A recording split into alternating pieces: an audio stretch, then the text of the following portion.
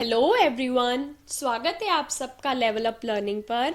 आज की इस वीडियो में मैं DEC 3 के कुछ बहुत ही महत्वपूर्ण प्रश्न डिस्कस करने वाली हूँ। उनके उत्तरों के साथ ये क्वेश्चंस अलग अलग तरीके के टॉपिक्स कवर करेगा ताकि आप ये वीडियो एज अ रिवीजन बहुत हेल्पफुल रहे। तो अगर आपको इन इम्पॉर्टेंट क्वेश्चन आंसर्स की PDF चाहिए हो तो नीचे कांटेक्ट डिटेल्स गिवन है, आप वहां से कांटेक्ट करके ले सकते हो। तो स्टार्ट करते हैं आज के इस वीडियो के पहले क्वेश्चन से। जीवन के पहले 6 वर्षों में, बच्चे के जो पहले 6 वर्ष होते हैं, प्रारंभिक बालावस्था विकास अंतक्षेपे प्रदान करने के महत्व का वर्णन कीजिए। अब बच्चे के जीवन के पहले 6 वर्षों में हम जो प्रारंभिक बाल्यावस्था देते हैं उसका क्या महत्व है, हम वो डिस्कस करेंगे। स्टार्ट करते हैं इसके उत्तर से। जीवन के पहले 6 वर्षों में प्रारंभिक बालावस्था विकास अंतक्षेपे प्रदान करने के निम्नलिखित महत्व हैं। तो चलो डिस्कस करते हैं कौन से महत्व है। पहला, जीवन के पहले 6 वर्ष विकास की निर्णायक अवधि है क्योंकि इस अवधि में विकास तेज गति से होता है और परिणाम स्वरूप यह समय वही है जब वातावरण संबंधी समृद्धि या अभाव का बच्चे पर सर्वाधिक प्रभाव पड़ता है। तो अब ये पहले पॉइंट में क्या बता रहे हैं कि जीवन के जो बच्चे के पहले 6 वर्ष होते हैं ना, ये निर्णायक अवधि है। इस अवधि में ना बच्चों का जो विकास होता है वो बहुत तेजी से होता है। आप देखोगे छोटा सा बच्चा बॉर्न हुआ, वो आप बड़ी जल्दी उसको बड़ा होते हुए देखोगे कि जब वो 2 साल का हो जाएगा तो आप देखोगे अरे थोड़े टाइम पहले तो इतना छोटा सा था, अब तो बहुत बड़ा हो गया है, या पहले तो कुछ नहीं करता था अब तो बहुत कुछ कर रहा है। जो कि अगर 9 से 10 का हो जाएगा या 10 से 11 का हो जाएगा तब इतना नहीं पता चलेगा, लेकिन स्टार्टिंग के पहले 6 वर्षों में वो काफी तेज होता है। इसलिए बच्चे को सही वातावरण देना बहुत जरूरी है। सेकंड, पर्याप्त भोजन, स्वास्थ्य देखभाल, परिपोषण व या प्रेरक की कमी रहने से अवस्था स्थितियां और काम करने की शोषक स्थितियों जैसे प्रतिकूल अनुभव विकास में काफी हद तक बाधा डालते हैं।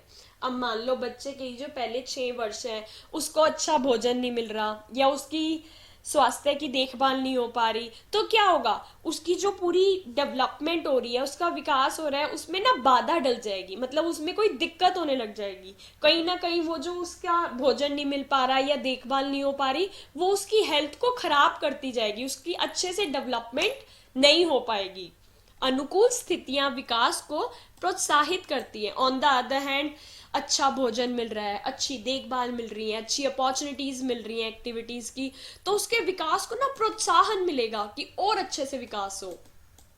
यह प्रभाव दीर्घकालीन होता है क्योंकि बाद के वर्षों में होने वाली विकास की नींव इस उम्र में ही रखी जाती है। तो ये हो गया हमारा सेकंड पॉइंट कि अब हमारा आगे जाके भी जो विकास होना है ना उसकी नींव ये पहले 6 वर्षों में रखी जाती है, इसलिए भी ये इंपॉर्टेंट है। तीसरा पॉइंट, बच्चों की प्यार भरी स्नेहपूर्वक देखभाल और सेवा की जानी चाहिए। ऐसा सिर्फ इसलिए ही नहीं किया जाना चाहिए कि वे बड़े होकर उत्पादनशील वयस्क बनेंगे, बल्कि इसलिए क्योंकि बच्चों का ये अधिकार है कि उन्हें अपनी क्षमता की पूर्णतः विकसित कर पाने का अवसर मिले। ये थर्ड पॉइंट हो गया। हमें बच्चों की प्यार भरी स्नेहपूर्वक देखभाल करनी चाहिए।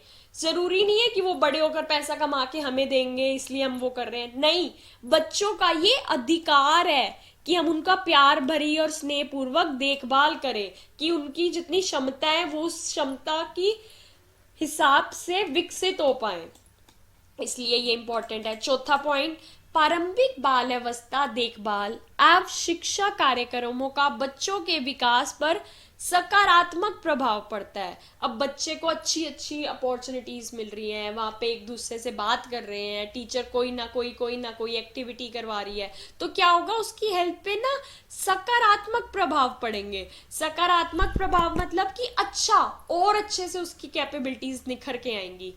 निर्धनों के संदर्भ में गरीबी और अभावों के प्रभावों की क्षतिपूर्ति यथासमय अंतक्षेप द्वारा की जा सकती है।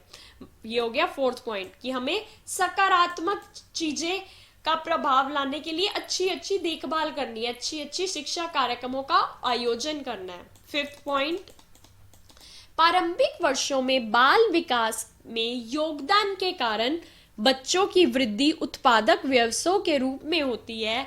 वो लोग जो बच्चों की देखभाल के लिए घर में ही रहते हैं वो नौकरी करने बाहर जा सकते हैं और अपनी आर्थिक स्थिति में काफी हद तक सुधार कर सकते हैं।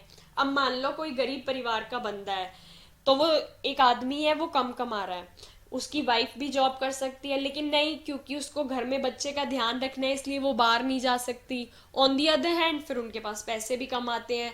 तो ये क्या है, प्रारंभिक बाल्यावस्था में अगर वो अपने बच्चे को छोड़ देंगे तो वो औरत भी बाहर जाकर काम कर सकती है, अपनी आर्थिक स्थिति सुधार सकती है। ये इसलिए भी जरूरी है। ये हो गया 5th पॉइंट। 6th पॉइंट, जिन बच्चों को पहले 6 वर्षों में अच्छी देखभाल मिलती है, अच्छा पालन पोषण होता है, अच्छी चीजें सिखाई जाती हैं, वो बड़े होकर अच्छे व्यक्ति बनते हैं और बुरे कामों नशों से दूर रहते हैं। अब हम कहते हैं ना, जो पहले 6 वर्ष है ना, वो हर चीज की नींव रखते हैं। आप उनको पहले 6 वर्षों में ही अच्छा पालन पोषण देते रहोगे, अच्छी बहुत अच्छी चीजें सिखाओगे, तो वो क्या होगा, बड़े होकर वो अपने आप अच्छे व्यक्ति बनेंगे, वो अपने आप अच्छी चीजों की तरफ बढ़ेंगे, अच्छे लोग बनेंगे, दूसरों की मदद करेंगे, बुरे काम नशों से वो अपने आप ही दूर रहने लग जाएंगे। ये नींव हमें पहले 6 वर्षों में ही बनानी है। जो परिवार समाज में के कमजोर वर्ग से हैं, अपने बच्चों को एक स्वास्थ्य माहौल, पर्याप्त पोषण और प्रेरक के अवसर देने में असमर्थ होते हैं, उनके लिए प्रारंभिक बाल्यावस्था बहुत लाभदायक है, जो बच्चों को अच्छा माहौल देती है। अब जो बहुत गरीब घर से हैं, वो बच्चों को अच्छा माहौल नहीं दे पाते, पोषण नहीं दे पाते, तो उनके लिए तो ये बहुत लाभदायक है ना, उनके बच्चों को अच्छा माहौल मिलता है, अच्छा खाना मिलता है, इसलिए भी ये जरूरी है। अब हम हमेशा हमारा जो बड़े वाला आंसर होता है, जैसे 10 मार्क्स का होता है, तो उसको हम एंड करते हैं एक निष्कर्ष से, जिसे हम कहते हैं कंक्लूजन। इससे क्या होता है, हमारा ना एक आंसर अच्छे से रैप अप हो जाता है। ऊपर लिखी बातों के हिसाब से मानव अधिकारों, नैतिक मूल्यों, सामाजिक समानता और आर्थिक लाभ जैसे कई नजरियों से प्रारंभिक बालावस्था विकास में योगदान देना सबसे अधिक लाभदायक सिद्ध होता है। अब इसमें वो क्या कह रहे हैं कि मानव के क्या अधिकार हैं, नैतिक मूल्य हैं, सामाजिक समानता, ये सब का क्या बेनिफिट है कि बच्चों को ना जब प्रारंभिक बालावस्था में ये सब मिलेगा तो उनके लिए ये लाभदायक सिद्ध होगा। ये एक प्रश्न हो गया। बढ़ते हैं दूसरे प्रश्न की तरफ। ये क्वेश्चन ना बहुत ही अच्छा क्वेश्चन है, आप देखना, बहुत ही अच्छा और महत्वपूर्ण भी है। श्रुति, अक्षमता और अपंगता के बीच में अंतर बताइए। मोस्टली बच्चों को इन तीनों के बीच में डिफरेंस नहीं पता होता। उदाहरण के साथ पहले मैं इनकी डेफिनेशन बता रही हूं, इनके नीचे इनका उदाहरण बताऊंगी तीनों को रिलेट करके। सबसे पहले श्रुति। श्रुति क्या होती है? श्रुति से अभिप्राय एक बीमार अथवा दोषपूर्ण उतक अथवा उतक के दोषपूर्ण भाग से है। किसी का कोई एक भाग, कोई एक अंग खराब हो जाता है तो उसे हम क्या कहते हैं? श्रुति। इसका एग्जाम्पल उदाहरण मैं अभी बाद में दूंगी, पहले अपंगता के बारे में बताती हूं। अपंगता। अपंगता क्या होती है? अपंगता से अभिप्राय है शरीर अथवा अंग के किसी विशेष भाग का ना होना अथवा शरीर के किसी भाग के कार्य करने की क्षमता का कम होना। अब मान लो वो किसी के अंदर जो वो कोई आंख खराब है, तो अब वो उस आंख खराब की वजह से देख ही नहीं पा रहा, तो वो क्या हो गया? वो अपंग हो गया। शरीर के किसी भाग का कार्य करने की क्षमता कम हो गया या वो उसको कम दिखाई दे रहा है, तो ये किस में आ जाएगी? अपंगता में। तीसरा, अब हमारे तीसरा में अक्षमता। अक्षमता क्या होती है? अक्षमता से आश्रय है क्षतिग्रस्त या अपंग व्यक्ति को अंत क्रिया करने और परिवेश में सामंजस्य स्थापित करने में होने वाली समस्याओं से है कि अब वो उस वजह से अगर वो देख नहीं पा रहा तो वो अपना डेली रूटीन का, डेली जीवन यापन में काम ही नहीं कर पा रहा, तो उसके अंदर ये क्या बन गई? उसकी अक्षमता। तीनों का उदाहरण देखते हैं। मैंने जैसे आपको बताया था, तीनों को मिलाकर बताऊंगी। पहले का श्रुति का एग्जाम्पल, आंख का कॉर्निया सूख जाए एवं उसमें झुर्रियां पड़ जाएं तो उसमें खराबी आ जाती है, वह क्षतिग्रस्त हो जाता है। तो ये पता चल गया श्रुति क्या होता है। आंख का कॉर्निया सूख गया, उसमें झुर्रियां पड़ गई, जिसकी वजह से उसमें खराबी आ गई। ये किसका उदाहरण हो गया? श्रुति का। दूसरा यहां पर हम आ जाएंगे, अपंगता का क्या उदाहरण है? यदि बच्चे की आंख का कॉर्निया सूख जाए, जो इधर श्रुति में देख रहे थे ना, हम इसको ही कैरी फॉरवर्ड कर रहे हैं इस एग्जाम्पल को रिलेट करके, कि अगर उसका आंख का कॉर्निया सूख जाए, झुर्रीदार हो जाए, तो बच्चे की नजर धीरे धीरे चली जाएगी। अंत कॉर्निया का क्षतिग्रस्त होना अपंगता को जन्म देता है। पहले तो जो उसकी कॉर्निया सूख गया था सिर्फ श्रुति थी, लेकिन अब उसके कॉर्निया का सूख जाने से जब वो देख नहीं पा रहा, तो ये अब क्या उसकी अपंगता बन गई। अब इसी एग्जाम्पल को आगे कैरी फॉरवर्ड करते हैं यहाँ के लिए, अक्षमता के लिए। यदि नेत्रहीन व्यक्ति को अपने दैनिक जीवन में के दौरान कठिनाइयों का सामना करना पड़ता है, तो उसकी अपंगता, ये जो पीछे उसकी अपंगता बनी थी, ना देख पाना, अक्षमता का कारण बन जाती है। अब वो बच्चा जो अपंग हो गया था, नहीं देख पा रहा था, अब वो जीवन का दैनिक जीवन का कार्य भी नहीं कर पा रहा, उसको कठिनाइयां होती हैं, तो ये उसके लिए क्या बन गई? अक्षमता बन गई। तो मैंने आपको श्रुति से लेकर तीनों के एग्जाम्पल रिलेट करके बता दिया कि कैसे श्रुति, कैसे अपंगता और कैसे अक्षमता एक दूसरे से रिलेटेड है। अगर क्वेश्चन थोड़ा सा घुमा के आ जाता है कि बताओ श्रुति कैसे अपंगता बन सकती है या अपंगता से कैसे अक्षमता हो सकती है, तो आप ऐसे इस एग्जाम्पल के थ्रू भी समझा सकते हो। यहाँ पर श्रुति का एग्जाम्पल लिख के बताया कि हम ऐसे हो गया तो ये अपंगता बन गई, अपंगता के बाद ऐसे जाके ये अक्षमता बन गई। आप ऐसे भी समझा सकते हो।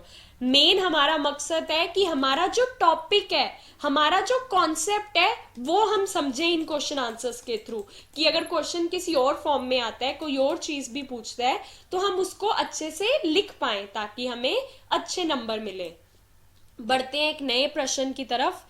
ऐसे निर्णायक पहलू बताइए जो यह संकेत देंगे कि बच्ची को मानसिक मंदता हो सकती है। अब मान लो ऐसे कौन से निर्णायक पहलू है जिससे आपको पता चल जाएगा कि हाँ ये बच्ची ना मानसिक मंदता है इसके अंदर। उसके लिए क्या तरीके हैं देखते हैं। पहले मैंने एक अच्छे आंसर को प्रेजेंट करने के लिए या पॉइंट्स का सम अप करने के लिए मैंने तीनों पॉइंट्स लिख दिए जो मैं नीचे समझाऊंगी। मंद बुद्धि बच्चे की पहचान कैसे कर सकते हैं? पहला तरीका है बच्चे का बाह्य स्वरूप, दूसरा तरीका है बच्चे का व्यवहार, तीसरा है विकास के मानदंड। अब हम इन तीनों चीजों के बारे में डिटेल में पढ़ेंगे कि कैसे इन चीजों के थ्रू हम मंद बुद्धि बच्चे की पहचान कर सकते हैं। बच्चे का बाह्य स्वरूप, मानसिक रूप से मंद बच्चों का सिर बहुत बड़ा या छोटा होता है, आंखें तिरछी, जीभ बाहर। गंभीर और अति गंभीर रूप से मंद बच्चे तुरंत ही अपने बाह्य स्वरूप के कारण पहचाने जाते हैं। अब ये जो मंद बुद्धि बच्चे होते हैं ना, उनके अंदर ये आपको चीजें देखने को मिल जाएगी। आंखें तिरछी हो सकती हैं, जीभ बाहर हो सकती है, सिर बहुत बड़ा या छोटा हो सकता है। तो आपको पहले ही मतलब दूर से ही पहचान में आ जाएगा कि ये बच्चा मंद बुद्धि हो सकता है, पहला। दूसरा, बच्चे का व्यवहार, मानसिक रूप से मंद बच्चे निर्देशकों को सरलता से नहीं समझते, उसे समझने के लिए बार बार बताना पड़ता है। मंद बुद्धि बच्चे में व्यवहार संबंधी समस्या भी हो सकती है, जैसे कभी भी आक्रामक व्यवहार या गुस्सा करना, चीजें फेंक देना।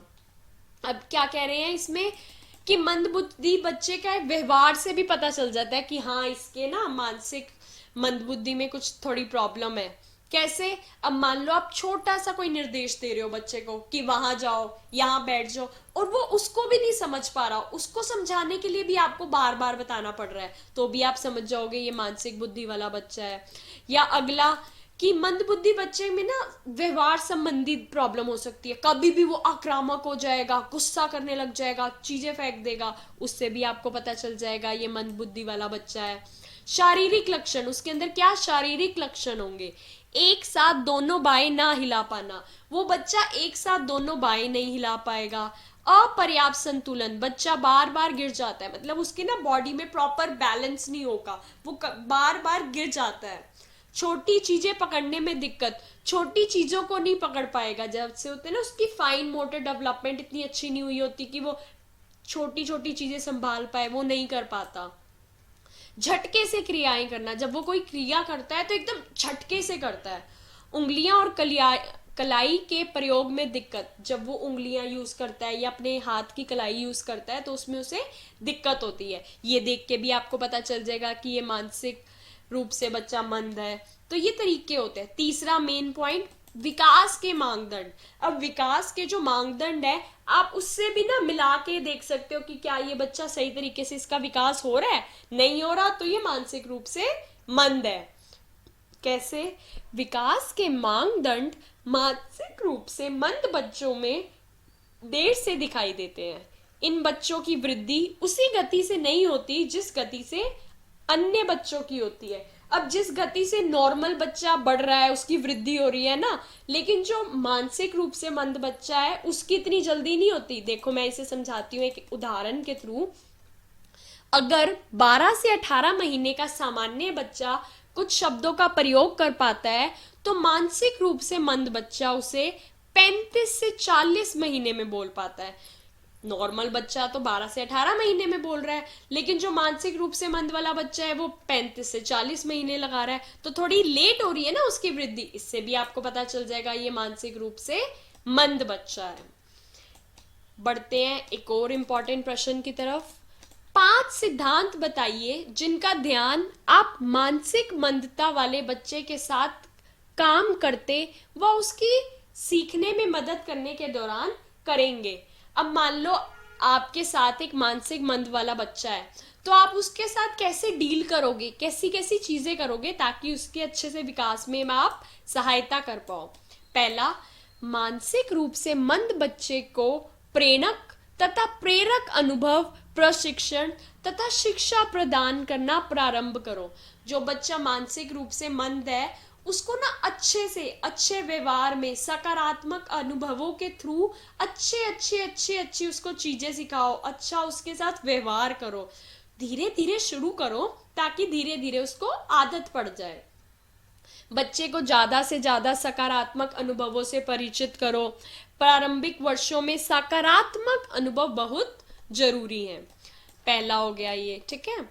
दूसरा, मानसिक रूप से मंद बच्चे की प्रशंसा करो, पुरस्कार दो जब भी बच्चा अच्छे से काम करे। अब वो जो मानसिक रूप से बच्चा है, कुछ अच्छा काम करा उसने, प्रशंसा करो, वेरी गुड, शाबाश बच्चे, तुमने तो बहुत अच्छा काम करा। पुरस्कार दो, कोई टॉफी दे दी, कोई चीज दे दी जो उसे पसंद है। इससे क्या होगा, उस बच्चे को ना प्रोत्साहन मिलेगा वही वाला काम करने का। बच्चे से प्रशंसा से बच्चे को खुशी मिलती है। आप किसी बच्चे की तारीफ करोगे तो उसे खुशी मिलेगी ना, उस प्रोत्साहन मिलता है जिससे कि वो नई स्थितियों से परिचित होते हैं और सीखते हैं। तो फिर ना उसे प्रोत्साहन मिलता है कि मैं और चीजें भी करूं, सीखूं, अच्छा है उसके विकास के लिए, तो हमें ये करना चाहिए। बच्चे की केवल उतनी ही सहायता करो जितनी सहायता की जरूरत हो। ये नहीं अब वो मानसिक रूप का बच्चा है तो आप कह रहे हो नहीं ये कर नहीं पाएगा, ये भी मैं करके दे दूं, ये भी मैं करके दे दूं, ये भी मैं करके दे दूं। नहीं, आपको उसको अपने ऊपर निर्भर नहीं करना कि सब कुछ आप करके दे रहे हो। नहीं, वो उसकी लाइफ है, उसको खुद को भी अपने हिसाब से सारी चीजें करनी है। क्योंकि जरूरी नहीं है ना आप हमेशा उसके पास होगे, जब अगर आप उसके पास नहीं होगे तो उसको दिक्कत होगी। तो आप उसकी उतनी ही सहायता करो जितनी की उसे जरूरत है, ताकि वो खुद भी सीखे। जितना वो खुद सीखेगा उतनी ही उसकी विकास के जो तरीके हैं, विकास होगा उतना ही जल्दी होगा। अगर आप हमेशा बच्चे की सहायता करते रहोगे तो बच्चा खुद नहीं सीख पाएगा और हमेशा आप पर निर्भर रहेगा, जो कि गलत है। इसलिए आप उतनी ही सहायता करो जितनी जरूरी हो, ताकि बच्चा आत्मनिर्भर बन सके। हमें हमारे बच्चे को आत्मनिर्भर बनाना है ना, ये नहीं कि सारी चीजें हम पे ही निर्भर हो, नहीं, आत्मनिर्भर बनाना है हमें उसे। अगला, सीखने की प्रक्रिया को मनोरंजक बनाइए। ये नहीं है कि आप बोरिंग से बस बता रहे हो ये बोल, ये रट, ये कर, वो नहीं। जो सीखने का तरीका है ना उसको मनोरंजक बना दो कि बच्चे को हर बार लगे वाह यार बड़ा मजा आ रहा है, मुझे तो सीखना है, मुझे तो ऐसी क्रियाएं और करनी है। बच्चे के साथ ऐसी क्रियाएं करो जिसमें बच्चे को मजा आए, आनंद आए। बच्चे खेल खेल में बहुत सी चीजें सीखते हैं। बच्चे ना खेल खेल में इतनी चीजें सीख जाते हैं हमें पता ही नहीं होता। तो मनोरंजक तरीके से पढ़ाओ। बच्चे के साथ धैर्य, पेशेंस रखो। अब हमें ना ये नहीं करना, मैंने उसको आज सिखा दिया, वो कल भूल गया तो मैं उस पर गुस्सा कर रही हूँ, डांट रही हूँ। नहीं, हमें उसके साथ पेशेंस रखनी है। मानसिक रूप से मंद बच्चा धीरे धीरे चीजें सीखता है या समझता है, इसलिए उसके साथ काम करते समय धैर्य रखो ताकि बच्चा अपने हिसाब से आगे बढ़ सके। अब आप उसके साथ धैर्य रखोगे ना, आज नहीं तो कल, नहीं तो परसों, धीरे धीरे वो चीजें सीख जाएगा और उस पर कोई बोझ भी नहीं पड़ेगा। ये हमने 5 सिद्धांत लिख दिए। बड़ा क्वेश्चन था, हम एक निष्कर्ष लिखेंगे अच्छा सा। मानसिक रूप से मंद बच्चे के साथ प्यार और स्नेह का व्यवहार करें, सकारात्मक अनुभव दें, धैर्य रखें, उसकी प्रशंसा करें ताकि वो धीरे धीरे सब चीजें सीख जाएं। क्या करना है आपको? प्यार और स्नेह का व्यवहार करें, सकारात्मक अनुभव दें, धैर्य रखें और उसकी प्रशंसा करें ताकि वो धीरे धीरे सीख जाएं। इसके साथ एक और प्रश्न खत्म होता है। हर बार मैं पेपर से पहले इन पीडीएफ में और न्यू क्वेश्चन इंपॉर्टेंट ऐड करती रहती हूँ, जो कि अलग अलग इंपॉर्टेंट टॉपिक्स कवर करते हैं ताकि हमारा कोई भी इंपॉर्टेंट टॉपिक ना छूटे। बढ़ते हैं एक और महत्वपूर्ण प्रश्न की तरफ। संचार के तरीकों के बारे में लिखो उदाहरण सहित। अब हमें संचार के तरीके लिखने हैं, तो पहले मैंने ना तरीकों को एक शॉर्ट पॉइंट्स में लिख दिया कि हमारे संचार के कौन कौन से तरीके होते हैं। व्याख्यान होती है, केस अध्ययन होता है, सामूहिक विचार विमर्श होता है, कहानी सुनाना होता है, प्रदर्शन एवं अभ्यास होता है, भूमिका अभिनय होता है। इन सब के थ्रू हम संचार कर सकते हैं। अब इनको इनके उदाहरणों के साथ समझते हैं। पहला, व्याख्यान। व्याख्यान में संचार मुख्यतः एक तरफा होता है तथा संचार प्राय सूचना मूलक होता है, मतलब इंफॉर्मेशन ओरिएंटेड होता है और एक तरफ से होता है। मतलब मान लो मैं आगे खड़ी होके व्याख्यान कर रही हूँ, व्याख्या कर रही हूँ, तो बस एक तरफा है, मैं ही बोली जा रही हूँ और सामने वाले सुन रहे हैं। व्याख्यान उस स्थिति में सबसे उपयोगी सिद्ध होता है जब एक बड़े समूह को इकट्ठा कुछ जानकारी देनी हो। इस तरीके में प्रेरक बोलता है तथा प्राप्तकर्ता सुनता है। इसमें जो है प्रेषक है वो बोलेगा क्या क्या है और जो प्राप्त करता है वो उसे सुनेगा। इसे कहते हैं व्याख्यान। देखो इसका उदाहरण, ये प्रेषक है, ये मान लो ये इंसान है, हमें खाना खाने से पहले हाथ धोने चाहिए, ये बोल रहा है। ये सारे के सारे प्राप्तकर्ता उसे सुन रहे हैं, तो ये क्या हो गया? प्रेषक बोल रहा है, प्राप्तकर्ता सुन रहे हैं। ये एक तरफा हो गया ना व्याख्यान, तो ये पहला हमारा संचार का तरीका हो गया। बढ़ते हैं दूसरे की तरफ। सामूहिक विचार विमर्श, ग्रुप डिस्कशन। सामूहिक विचार विमर्श व्यक्तियों को एक समूह के बीच में होता है। सभी आपको अपने विचारों का आदान प्रदान करते हैं। इसका उद्देश्य जानकारी लेना व देना, किसी सामूहिक समस्या का हल करना अथवा महसूस की गई जरूरत पूरी करना होता है। कि मान लो आपने कोई समस्या उठा ली, अब उसके ऊपर सारे के सारे विचार विमर्श डिस्कशन कर रहे हो कि बताओ क्या है या क्या है, इस मुद्दे को कैसे सॉल्व करें या इस समस्या का कैसे हल निकालें। ये मान लो ये सारे बच्चे हैं, ये सारे के सारे सामूहिक विचार विमर्श कर रहे हैं कि हमारे देश में ना ये जो कोरोना वायरस आया है, हम इसमें क्या करें कि कैसे इसकी ये जो है रोकथाम हो, ये कैसे कम होगा। एक कह रहा है हमें मास्क लगा के रखना चाहिए, दूसरा कह रहा है बार बार हाथ धो, तीसरा कह रहा है सैनिटाइजर यूज करो, ये कह रहा है हाँ मैं भी मास्क लगा के रखता हूँ। ये विचार विमर्श हो रहा है एक जिन्होंने ये जो मुद्दा उठा लिया। ये संचार का दूसरा तरीका हो गया। तीसरा, प्रदर्शन एवं अभ्यास। संचार का वह तरीका जिसमें आप लोगों को कुछ जानकारी देने या सिखाने हेतु कार्य स्वयं करके दिखाते हैं, प्रदर्शन अथवा निर्देशन कहलाता है। प्रदर्शन जानकारी बांटने तथा कौशल सिखाने में बहुत प्रभावी होता है। अब इसमें क्या है, मेरे को बच्चों को कुछ सिखाना है तो मैं उसका प्रदर्शन करके दिखा रही हूँ, मैं उन बच्चों को करके दिखा रही हूँ। उदाहरण, ये देख लो, ये मैं हूं, मान लो मैं ये टीचर हूँ, बोर्ड के आगे टेबल पर कुछ करके दिखा रही हूँ कि बेटा इस पानी के अंदर आप ऐसे ये मिलाओगे तो ऐसे हो जाएगा, ये चीज फ्लोट करेगी, ये बैठ जाएगी, अध्यापक प्रदर्शन करके दिखा रहा है और ये सारे के सारे बच्चे अपने डेस्क पर बैठे देख रहे हैं कि बताओ देखो टीचर क्या प्रदर्शन कर रहे हैं। तो ये हमारा तीसरा तरीका हो गया। चौथा, भूमिका अभिनय। भूमिका अभिनय के दौरान बच्चे वास्तविक जिंदगी की परिस्थितियों निर्मित करते हैं तथा विभिन्न भूमिकाएं निभाते हैं। बच्चे अध्यापक, विद्यार्थी, डॉक्टर, मरीज, माँ, बच्चे की भूमिकाएं अक्सर करते रहते हैं। खेलते हैं ना हम घर में डॉक्टर डॉक्टर, घर घर, भूमिका, हम वो भूमिका करके दिखा रहे हैं ना। देखो इसका उदाहरण, बच्चा अध्यापक का अभिनय कर रहा है। ये एक बच्चा ही है जो ऐसे चुन्नी को साड़ी बना के लपेट रखा है और बोर्ड पे लिख के दिखा रहा है A for apple, B for ball. ऐसे वो अध्यापक बन गया बच्चा। यहाँ पे ये जो बच्चा है ये डॉक्टर बन गया, इसका स्टेथोस्कोप है, ये उसकी दवाइयां हैं, ये डॉक्टर बन गया, बच्चा डॉक्टर का अभिनय कर रहा है। तो ये अभिनय, ये कौन सा तरीका हो गया, यहाँ पर हमने लिखा हुआ है ना, ये भूमिका अभिनय हो गया हमारा संचार का चौथा तरीका। केस अध्ययन। केस अध्ययन तथ्यों पर आधारित होते हैं। ये उसी क्रम में लिखे प्रस्तुत किए जाते हैं जिस क्रम में घटनाएं वास्तविक में घटित होती हैं।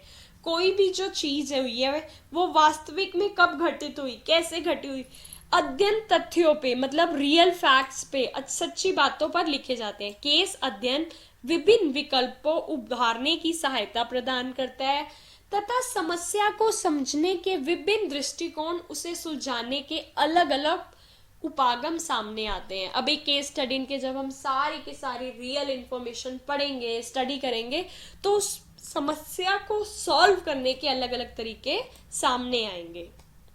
उदाहरण, केस अध्ययन, प्लास्टिक के दुष्प्रभाव। अब हमें यहाँ पे ना निकालने हैं कि बताओ जो हमारा प्लास्टिक है उसके क्या क्या दुष्प्रभाव है। प्लास्टिक, प्रस्तावन, केस, अब हमने ये टॉपिक ले लिया, जैसे आप कहते हैं ना इंट्रोडक्शन ले ली, प्लास्टिक, दुष्प्रभाव, अब उसके अंदर हमने उसके सारे के सारे दुष्प्रभाव लिखे, एंड में निष्कर्ष लिख दिया कि जो भी सॉल्यूशन निकल के बाहर आया। ये कह रहा है ये say no to plastic, plastic use करना गलत बात है, say no to plastic bags. ये केस अध्ययन हो गया संचार का तरीका। ये छठवां तरीका, कहानी सुनाना। कहानी सुनाना संचार का बहुत अच्छा तरीका है। कहानियां बड़े तथा बच्चे सभी को पसंद होती हैं और बहुत आनंद लेकर सुनते हैं।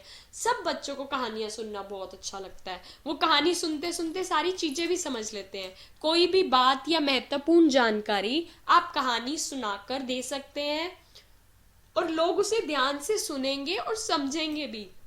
अब वैसे बच्चे को कोई इंपॉर्टेंट बात बताओ, बिल्कुल नहीं सुनेंगे। कहानी के रूप में बता दो, किसी बच्चे का नाम ले लो, ये राधा है, राधा वहां जा रही थी तो उसने वहां देखा, दिल्ली में लाल किला देखा, या उसने ताजमहल देखा आगरा में, तो वो कहानी को अच्छे से सुन लेंगे। कहानी सुनते सुनते उनको पता चल गया ना कि आगरा में क्या है, ताजमहल है, दिल्ली में क्या है, लाल किला है। तो ये संचार का एक तरीका है। अब ये एक बच्चा है, ये मैंने बच्चा बना दिया यहाँ पर। एक बार एक बच्चा था जो हाथ नहीं धोता था, लिखा, ये बोल रहा है। फिर बच्चा हाथ नहीं धोता था और बीमार हो गया। ये बच्चा था, ये अपने हाथ नहीं धोता था और ये बीमार हो गया। ऐसी कहानी सुनकर हाथ धोने का बच्चे को महत्व समझा सकते हैं। बच्चा सोचेगा कि हाँ, कहानी में बच्चा हाथ नहीं धोता था ना, वो बीमार हो गया, हम तो हाथ धोएंगे। तो ये क्या हुआ, हमने कहानी के साथ एक चीज सिखा दी ना। तो इसके साथ साथ आज की वीडियो को एंड करते हैं। Thank you so much for watching. अगली वीडियो में हम कुछ और इम्पॉर्टेंट क्वेश्चन डिस्कस करेंगे। अगर आपको इन इम्पॉर्टेंट क्वेश्चन आंसर्स की PDF चाहिए हो तो नीचे डिस्क्रिप्शन में कॉन्टेक्ट डिटेल्स गिवन है, आप वहां से कॉन्टेक्ट करके ले सकते हो। Thank you so much for watching.